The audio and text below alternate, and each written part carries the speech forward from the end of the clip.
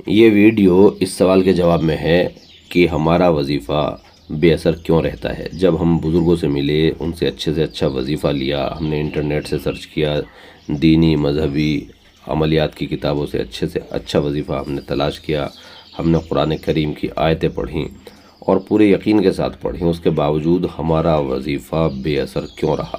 جس وظیفے سے دوسروں کے کام بن گیا، اسی وظیفے سے ہمارا کام کیوں نہیں بنا؟ اگر آپ کے دل میں بھی یہ سوال ہے تو یہ ویڈیو آپ کے اس سوال کا جواب دے گی۔ وہ سوچتے ہیں کہ آخر ہمارا وظیفہ بے اثر کیوں ہے؟ جس وظیفے سے دوسروں کے کام بن گئے، اسی وظیفے سے ان کا کام کیوں نہیں ہوا؟ یہ ویڈیو آپ کو اسی سوال کا جواب دے گی۔ یوٹیوب اور فیس بک پر دعا اور وظیفوں کے سینکڑوں چینل ہیں۔ ان میں کچھ اچھے بھی ہیں جو مسنون دعائیں سکھاتے ہیں یا قرآن کی کسی آیت کا وظیفہ بتاتے ہیں۔ ان کے کمنٹ سیکشن میں کچھ لوگ لکھتے ہیں کہ ان کا کام ہو گیا، اور کچھ لوگ لکھتے ہیں کہ ان دعاؤں اور ان وظیفوں کے بعد بھی ان کا کام نہیں ہوا۔ آج کی ویڈیو آپ کے اسی مسئلے کا حل بتائے گی کہ آپ کی دعا کیسے پوری ہو، آپ کے وظیفے میں اثر کیسے ظاہر ہو۔ آدمی مصیبت میں پھنسنے پر اللہ سے مدد کی دعا کرتا ہے اور اس کی دعا پوری نہ ہو تو آدمی کیا کرے؟ یاد رکھے کہ سب سے بڑی دعا سورۃ الفاتحہ ہے اور سب سے بڑا وظیفہ سورہ یاسین پڑھنا ہے۔ اگر آپ ایک بار سورہ یاسین اور 21 بار الفاتحہ پڑھیں اور شروع اور بعد میں 3 بار برکت کے لیے کوئی بھی درود شریف پڑھ لیں تو یہ آپ نے ایک عظیم وظیفہ کر لیا۔ آپ کئی ویڈیوز میں پہلے بھی سن چکے ہوں گے کہ دعا اور وظیفہ اخلاص اور یقین کے ساتھ کیا جائے، کیونکہ یہ دونوں دعا کے رکن ہیں۔ وظیفہ بھی خدا سے مانگنے کا ایک طریقہ ہے۔ آپ یہ بھی سن چکے ہوں گے کہ جو لوگ حرام ناجائز مال کھاتے ہیں یا حرام مال سے خرید کر کپڑے پہنتے ہیں، ان کی دعا قبول نہیں ہوتی۔ اس لیے اگر آپ اپنی دعا اور وظیفے میں اثر چاہتے ہیں تو جائز حلال مال سے کھائیں، پئیں اور پہنیں۔ دوسرے لوگوں کے مال کا آپ کو کچھ پتہ نہیں ہے کہ وہ کمانے کے لیے سچ بولتے ہیں یا جھوٹ، اس لیے آپ دوسروں کے مال کی چیزیں کھانا چھوڑ دیں۔ کم سے کم اتنے عرصے کے لیے چھوڑ دیں جب تک آپ کا کام نہ ہو جائے۔ میں ایسے لوگوں کو جانتا ہوں جو دعا کی قبولیت کے لیے جانے جاتے ہیں اور وہ اپنے مال سے خرید کر بھی بازار کی چیز نہیں کھاتے، کیونکہ جو لوگ کھانے پینے کی چیزیں بناتے ہیں وہ اکثر ناپاک رہتے ہیں، نماز اور ذکر سے دور رہتے ہیں، وہ گالیاں بکتے ہیں اور غم غصہ ان کی عادت ہے۔ ان کی انرجی کا اثر ان کے ہاتھ سے بننے والی چیزوں پر ضرور پڑتا ہے، اور جو بھی چیزیں وہ بناتے ہیں انہیں کھانے والوں کا حال خراب ہو جاتا ہے۔ لوگوں کی نظر صرف نقلی تیل اور ملاوٹی سستے مسالوں کے استعمال تک جاتی ہے، لیکن وہ اس پر دھیان نہیں دیتے کہ دکان والا گھٹیا چیزوں کا استعمال اپنے ناجائز لالچ کے کارن کرتا ہے، جو کہ اس کے دل کی خرابی ہے۔ جن کے دلوں میں خرابی ہے وہ خراب چیز ہی بنائیں گے اور اس کا اثر آپ کی صحت پر پڑتا ہے، جسے آپ کا ڈاکٹر پکڑ لیتا ہے اور آپ کو بازار کے کھانے سے روک دیتا ہے۔ لیکن خراب کھانے کا اثر آپ کے دل پر بھی پڑتا ہے، اور دل کی خرابی کا اثر دعا اور وظیفے کی قبولیت اور تاثیر پر ضرور پڑتا ہے۔ اس کا طریقہ روزہ رکھنا ہے۔ آپ 3 دن روزہ رکھ لیں اور نیت دل اور جسم کو پاک کرنے کی کریں۔ پاکی کی طرف دھیان دلانے والی ایک اہم چیز وضو ہے۔ اگر غسل واجب ہو تو غسل کریں، زیادہ وقت وضو سے رہنے کی کوشش کریں۔ خوشبو ضرور لگائیں، خوشبو میں عطر لگائیں، الکوہل بیس سینٹ نہ لگائیں۔ خوشبو لگانے سے آپ فرشتوں کو اٹریکٹ کرتے ہیں کیونکہ انہیں خوشبو پسند ہے۔ کچا پیاز، کچا لہسن اور بیڑی سگریٹ جیسی بدبودار چیزیں استعمال نہ کریں۔ زیادہ سے زیادہ استغفار کریں۔ جب لوگ آپ سے روٹین کی باتیں کریں اور وہ عام باتیں ہوں جن میں دماغ لگانے کی ضرورت نہ ہو تو آپ تب بھی دل ہی دل میں استغفار کرتے رہیں، استغفر اللہ کہتے رہیں۔ جن لوگوں سے کام کی باتیں کریں ان سے بات چیت کے بیچ میں بھی استغفر اللہ بولیں۔ اس سے آپ سے بات کرنے والے کی توجہ بھی استغفار کی طرف جائے گی اور اس کی غفلت دور ہوگی۔ استغفار آپ کے دل، جسم اور اعمال نامے کو پاک کرتا ہے۔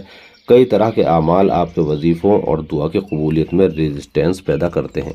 ان میں سے زیادہ تر استغفر اللہ کہنے سے دور ہو جاتے ہیں۔ ان میں سے کچھ اعمال کے لیے آپ کو اپنا مینٹل ایٹیٹیوڈ بدلنا ہوگا۔ Attitude of gratitude is the best attitude. اگر آپ انٹرنیٹ پر سرچ کریں تو شکر کے ایٹیٹیوڈ کو سب سے عمدہ ایٹیٹیوڈ بتایا گیا ہے، جس کی تعلیم سے سورہ فاتحہ شروع ہوتی ہے، اور سورۃ الفاتحہ کو سب سے بڑی دعا بنانے میں ایک بڑی بات یہ بھی ہے کہ یہ سورہ شکر سے شروع ہوتی ہے۔ شکر کا مطلب ہے قدر کرنا۔ آپ لوگوں کو، موقعوں کو اور زندگی کو قدر کی نگاہ سے دیکھ سکتے ہیں کہ ان میں کیا خوبیاں ہیں اور وہ آپ کے کس طرح کام آ رہے ہیں یا کام آ سکتے ہیں۔ اس کے الٹ آپ انہیں ان کی کمیوں کے اینگل سے بھی دیکھ سکتے ہیں کہ ان میں کتنی کمیاں ہیں، وہ کتنے بیکار ہیں۔ یہی انسان کا اصل امتحان ہے کہ وہ شکر کرتا ہے یا ناشکری کرتا ہے۔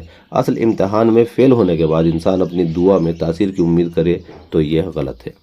صحیح یہ ہے کہ آدمی شکایتیں بند کرے اور اللہ کی بخشی ہوئی نعمتوں پر شکر کرے، اپنے دل، دماغ، زبان اور کان جیسی نعمتوں پر شکر کرے۔ رب نے روشنی، دھوپ اور ہوا مفت دے رکھی ہے، ان پہ شکر کرے۔ اللہ نے آپ کو ایمان اور قرآن دیا ہے، آپ ان پر شکر کریں۔ اللہ نے آپ کو جو مال، عزت اور وقت دے رکھا ہے، آپ اس پر اللہ کا شکر ادا کریں۔ شکر کی تاثیر یہ ہے کہ آپ جس چیز پر شکر ادا کریں گے وہ چیز بڑھ جائے گی۔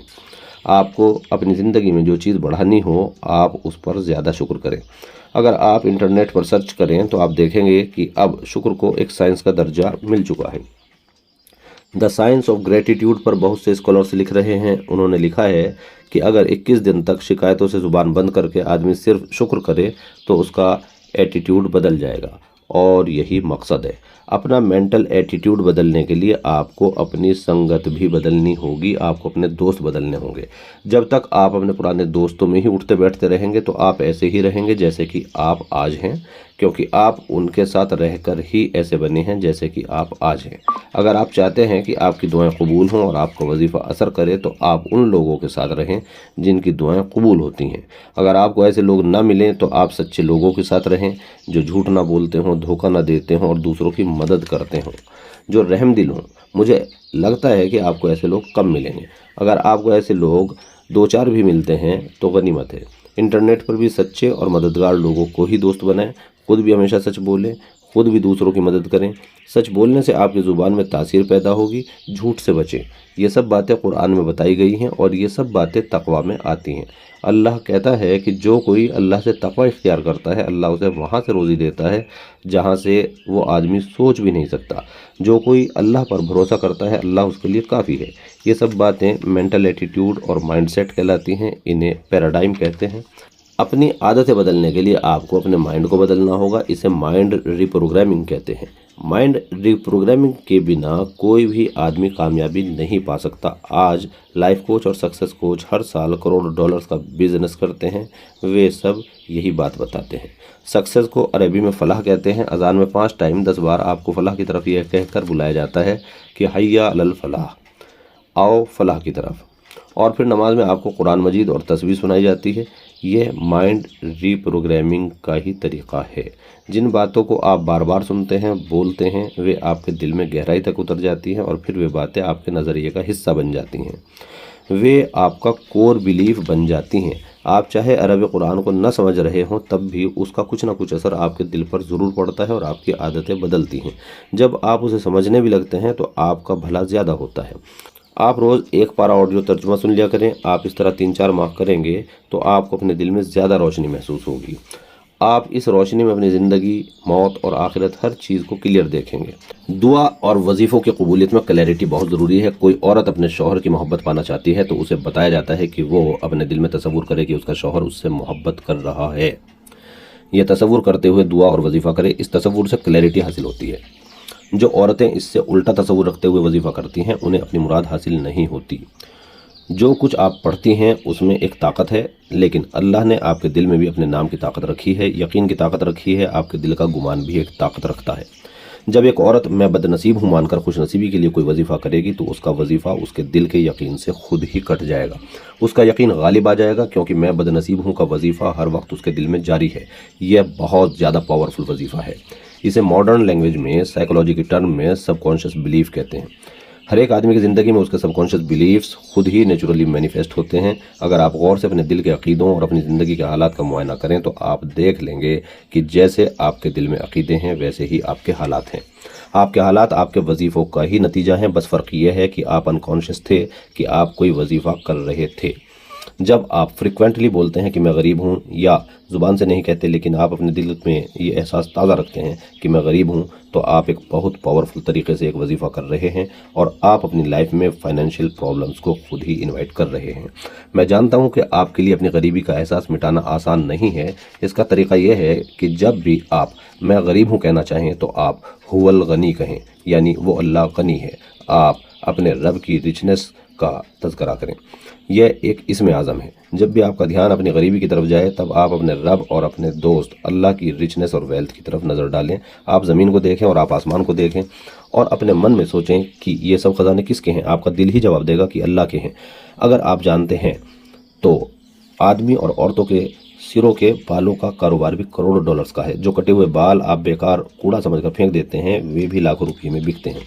ऐसे में आप गरीब हुए या अमीर, आप खुद सोचें। अल्लाह ने पूरे कुरान में आदमी के लिए कहीं नहीं कहा है कि उसने लोगों को गरीब बनाया है, बल्कि अल्लाह ने बताया है कि उसने सब लोगों को अनमोल नेमतें दी हैं। आप बार बार कबूल करें कि अल्लाह ने आपको नेमतें दी हैं। यही बात कबूल करवाने के लिए अल्लाह ने सूरह रहमान में 31 बार सवाल किया है कि तुम मेरी किस किस नेमत को झुठलाओगे।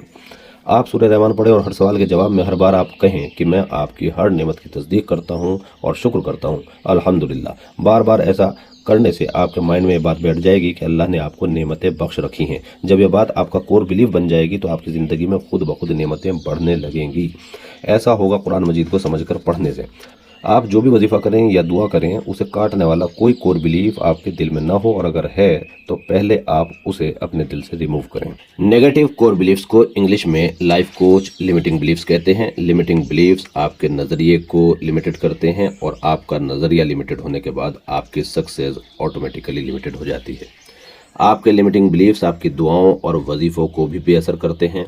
मुझे उम्मीद है कि अब आप अच्छी तरह समझ गए होंगे कि अगर आप वजीफ़ा करते हैं, दुआ करते हैं और वे बेअसर रहते हैं तो ऐसा किस वजह से है। इसीलिए एक उस्ताद और एक मेंटर बनाया जाता है ताकि वे गाइडेंस और सलाह दे सके। जो लोग बिना उस्ताद की रहनुमाई के खुद ही कोई वजीफ़ा या दुआ करते हैं, उनका वजीफ़ा या दुआ कभी असर करता है और कभी बेअसर हो जाता है। वजीफ़े और दुआ के भी आदाब और क़ानून हैं, जैसे कि हर एक चीज़ क़ानून की पाबंद है।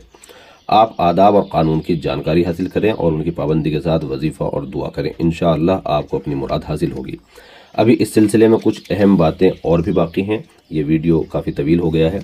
आप हमारे चैनल को सब्सक्राइब कर लें ताकि आपको हमारे वीडियो का नोटिफिकेशन मिल सके। दुआ की कबूलियत के लिए क्या करें, इस सब्जेक्ट पर एक वीडियो पहले भी हम बना चुके हैं, उसका लिंक आपको डिस्क्रिप्शन में मिल जाएगा, आप उसे भी देख लें। शुक्रिया। अल्लाह आपकी तमाम जायज़ मुरादें पूरी करे। अल्लाह आपको शिफा दे, आपको गनी बनाए। अल्लाह ताला आपको खैर व बरकत से नवाजे। अल्लाह ताला आपको ईमान कामिल और हर वो खैर और खूबी दे जो कि एक ईमान वाले के पास होनी ज़रूरी है। अल्लाह ताला आपकी दुआओं में तासीर पैदा करे। अल्लाह आपको बरकत दे, बरकत दे, बरकत दे। अल्लाह ताला आपकी दुआओं के और वजीफ़ों के रास्ते में आने वाली सारी रुकावटों को दूर करे। अल्लाह ताला आपको मुत्तक़ियों का इमाम बनाए।